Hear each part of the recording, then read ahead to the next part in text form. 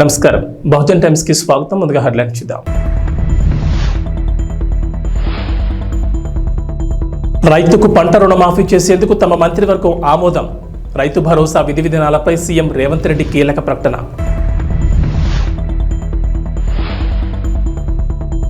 బీజేపీలో కలకలం. తెలంగాణ అధ్యక్ష పదవిపై రాజాసింగ్ సంచలన వ్యాఖ్యలు. వైసీపీకి చంద్రబాబు సర్కార్ షాక్. పార్టీ ఆఫీస్ కూల్చివేత, జగన్ సీరియస్.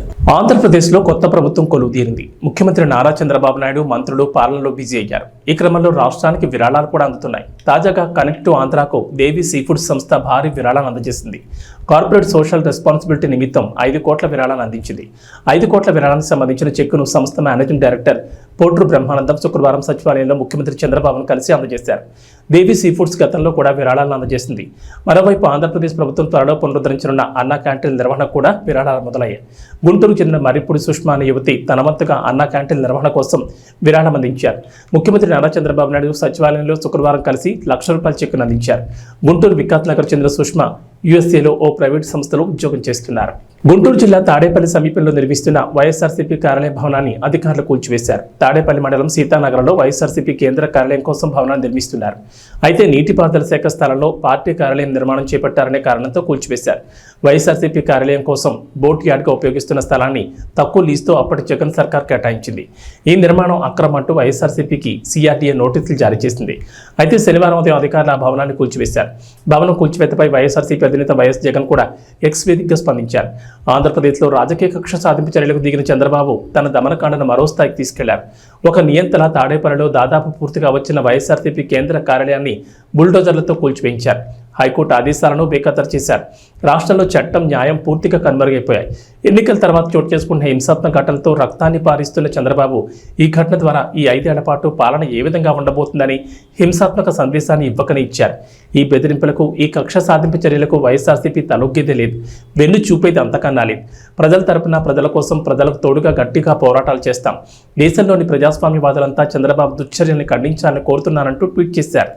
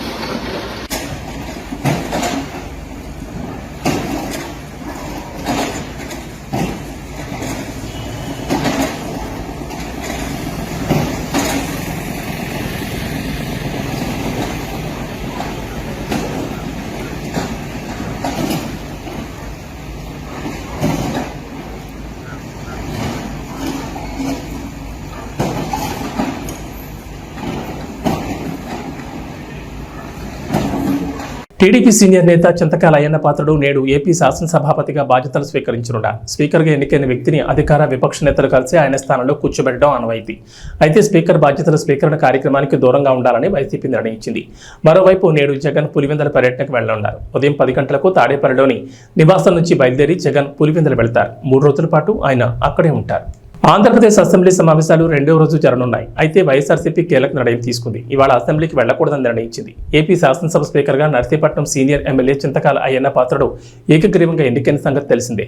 ఆయన ఇవాళ స్పీకర్గా బాధ్యతలు చేపట్టనున్నారు. ఈ క్రమంలో శాసనసభకు రాకూడదని వైఎస్ఆర్సీపీ నిర్ణయించింది. ఇవాళ జరిగే స్పీకర్ బాధ్యతల స్వీకరణ కార్యక్రమానికి దూరంగా ఉండాలని వైఎస్ జగన్ భావించినట్లు తెలుస్తోంది.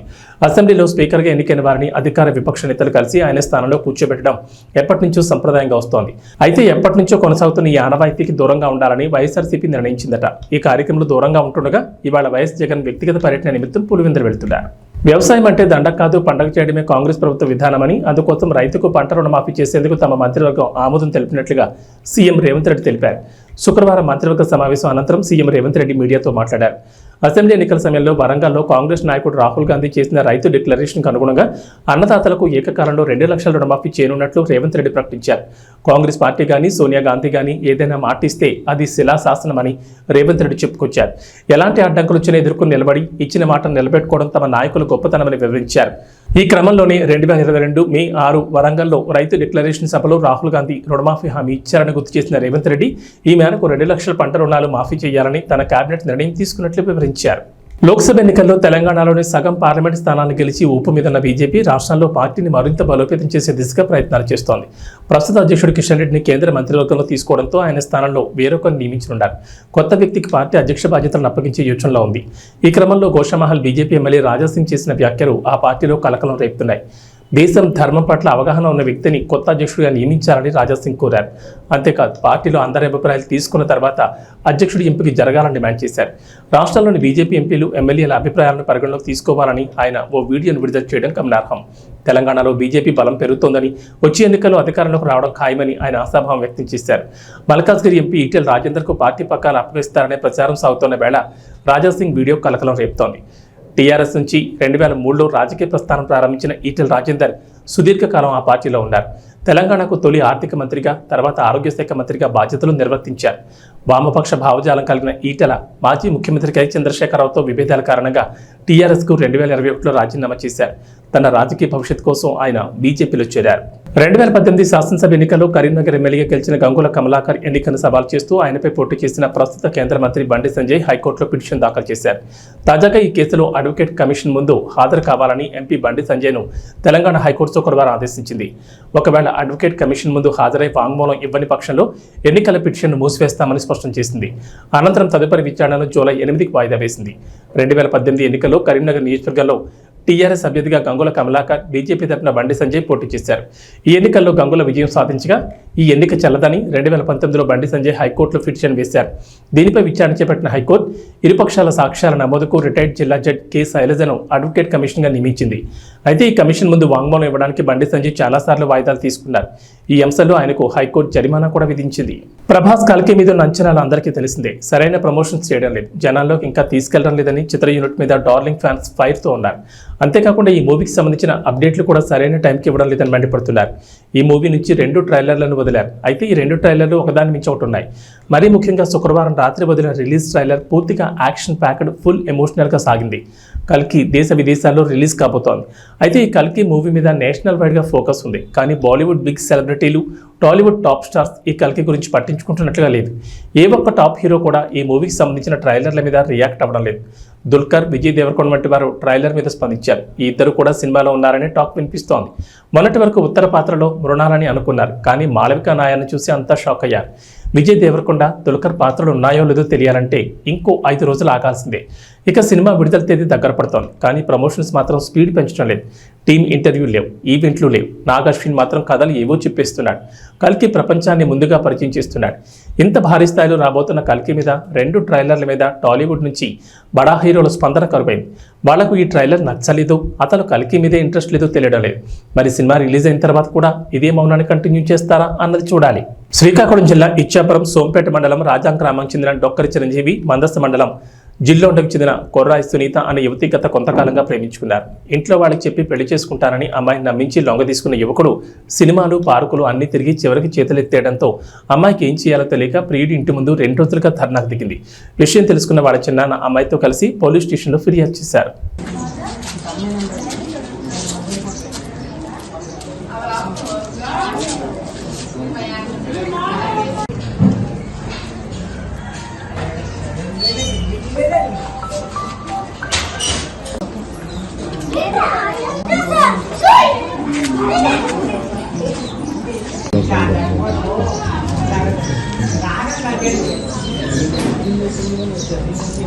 మంచిర్యాల మున్సిపాలిటీని అన్ని రంగాల్లో ముందుంచేలా అధికారులు చర్యలు తీసుకోవాలని జిల్లా కలెక్టర్ కుమార్ దీపక్ అన్నారు. శుక్రవారం జిల్లా కేంద్రంలోని మంచిర్యాల మున్సిపాలిటీ కార్యాలయాన్ని మున్సిపల్ కమిషనర్ మారుతి ప్రసాద్తో కలిసి సందర్శించి కార్యాలయంలోని వివిధ విభాగాలు ప్రజాపాలన కౌంటర్లను పరిశీలించారు.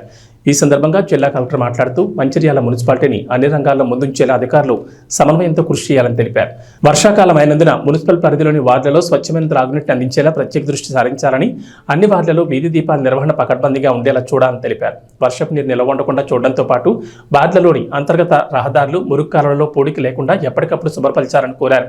పారిశుద్ధ్య నిర్వహణలో భాగంగా డ్రై డే కార్యక్రమాలు చేపట్టి ప్రజలకు అవగాహన కల్పించాలని, ఆహారం, త్రాగునీటి విషయంలో తీసుకోవాల్సిన జాగ్రత్తలపై వివరించాలని తెలిపారు. ప్రభుత్వం చేపట్టిన ప్రజాపాలన కార్యక్రమాన్ని సమర్థవంతంగా నిర్వహించి దరఖాస్తులను పూర్తి స్థాయిలో పరిశీలించి అర్హులైన లబ్ధిదారులకు పథకాలు, ఫలాలు అందేలా చర్యలు తీసుకోవాలని తెలిపారు. ఈ కార్యక్రమంలో municipal chairperson Ravula Uppalaiah, municipal అధికారులు, సంబంధిత అధికారులు తదితరులు పాల్గొన్నారు.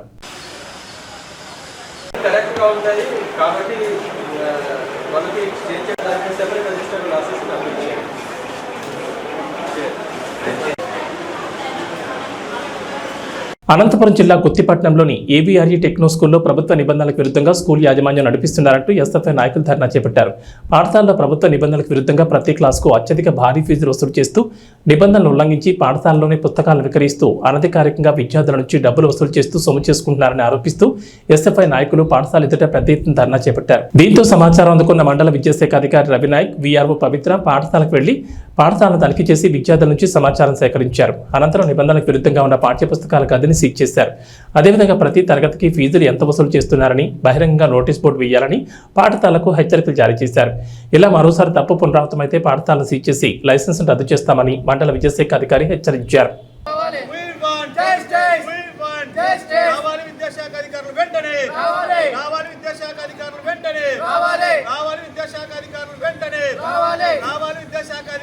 పాఠశాలపై చర్యలు వెంటనే తీసుకోవాలి. ఇద్దరు వ్యాపారం చేసిన ప్రైవేట్ కార్పొరేట్ పాఠశాలపై చర్యలు వెంటనే తీసుకోవాలి. బుక్ స్టాల్ వెంటనే ఇద్దరు వ్యాపారం చేసిన ప్రైవేట్ పాఠశాలపై చర్యలు వెంటనే తీసుకోవాలి. ఇద్దరు వ్యాపారం చేసిన ప్రైవేట్ పాఠశాలపై చర్యలు వెంటనే తీసుకోవాలి. గుత్తిపట్నంలో ఉన్న ప్రైవేట్ స్కూల్స్ అనేవి ఇతర వ్యాపారం చేసి విచ్చలవిడిగా వ్యాపారం చేస్తున్నాయి సార్. అన్ని స్కూల్స్లో కూడా బుక్స్ స్టాల్స్ పెట్టి ఈరోజు వ్యాపారం చేస్తున్నాయి. అదేవిధంగా ఈ ఏవిఆర్ స్కూల్లో కూడా బుక్కి సంబంధించిన లోపల ఒక డంపింగ్ ఉంది. వెంటనే, ఎందుకంటే ఈరోజు ఈ ప్రైవేట్ పాఠశాలల పైన ముఖ్యంగా అధికారులు కూడా, విద్యాశాఖ అధికారులు కూడా కొంచెం నిర్లక్ష్యంగా వ్యవహరిస్తున్నారు. ఎందుకంటే ఈరోజు ఇప్పుడున్న గుత్తిపట్నంలో ఉన్న ప్రతి ఒక్క స్కూల్లో హాస్టల్స్ పేరుతోన ఈరోజు ఈ ఫీజుల పేరుతో రకరకాల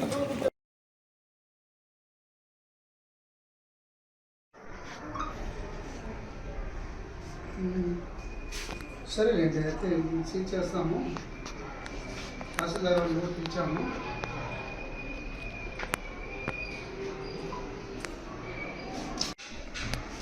ఏరియానా ఇది వచ్చేసి ఆర్ఎస్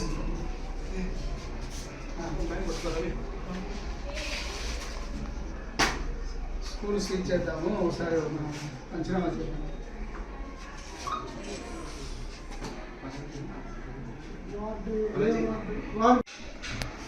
ఏరియానా ఇది వచ్చేసి ఆర్ఎస్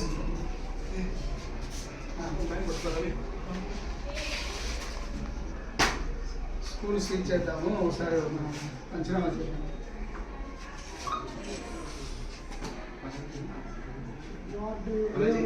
వార్డు ఏది అయ్యాయి ఇది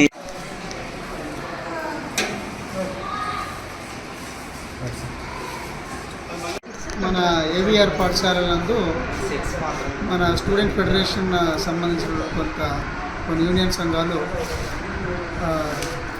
పాఠశాలలో ఏదైతే అనధికారికంగా ఉన్నటువంటి స్టడీ మెటీరియల్ గుర్తించి వాటిని నిల్వ చేయడమే కాకుండా తల్లిదండ్రులకు అధిక ధరలలో అమ్ముతున్నారనేటువంటి విషయం పైన పాఠశాల ప్రిన్సిపల్ గారిని సంప్రదించి వివరణ కోరితే వారికి సరైన సమాధానం రాకపోవడంతో వారు ధర్నా చేయడం జరిగింది.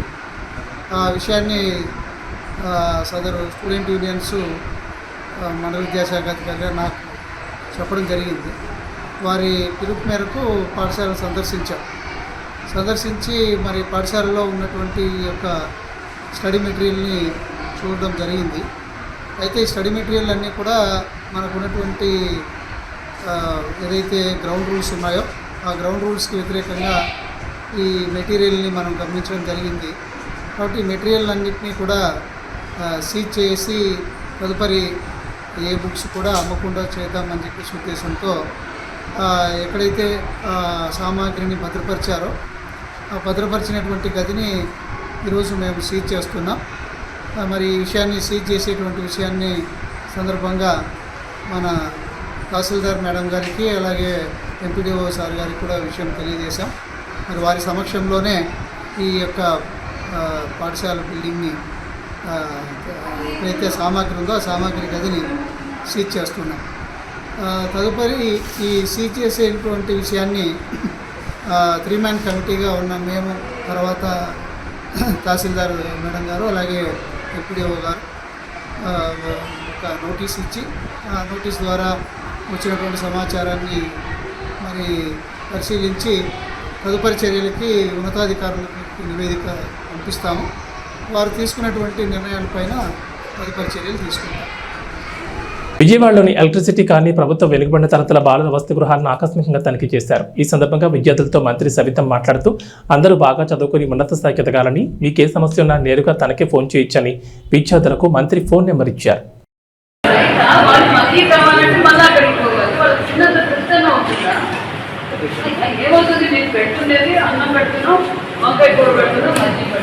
కావాలంటే ఇక్కడే వచ్చి పట్టుకోవాలంటే ఇక్కడే తీసుకుంటారు కదా, మరి అక్కడికి వెళ్ళి తీసుకోవడం ఏంటి? రిపీట్ కాకూడదు.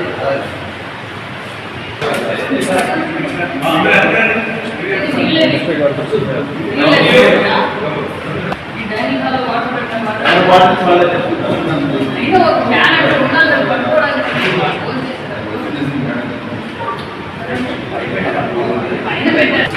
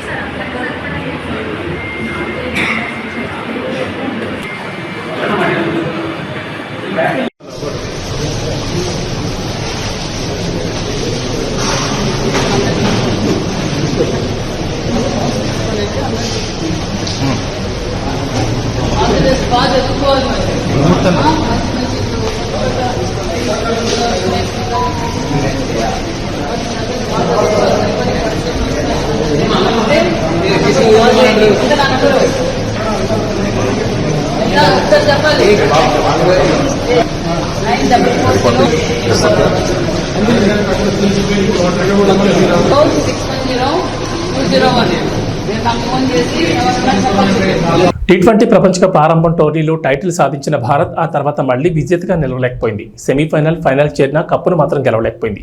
అయితే ఈసారి మాత్రం అదిరే ప్రదర్శన చేస్తున్న టీమిండియా టైటిల్ దిశగా వడివడిగా అడుగులేస్తోంది. ఓటమి అనేది లేకుండా సెమీఫైనల్ దిశగా దూసుకెళ్తోంది. కాగా 17 ఏళ్ల నిరీక్షణకు తెరదించుతూ భారత్ ఈసారి T20 ప్రపంచ కప్ టైటిల్ గెలవనుంది. ఈ విషయాన్ని Australia star player Pat Cummins పరోక్షంగా వెల్లడించాడు. అదేంటి, కమిన్స్ ఇప్పుడు చెప్పాడు, ఈ విషయంపై అతడు మాట్లాడలేదుగా అని అంటారా? అవును, అతడు ఈ విషయంపై మాట్లాడలేదు, కానీ తన ప్రదర్శనతోనే టీమిండియా టైటిల్ గెలుస్తుందని పరోక్షంగా చెప్పేశాడు. ఇవి బులెటిన్ విశేషాలు. నమస్కారం.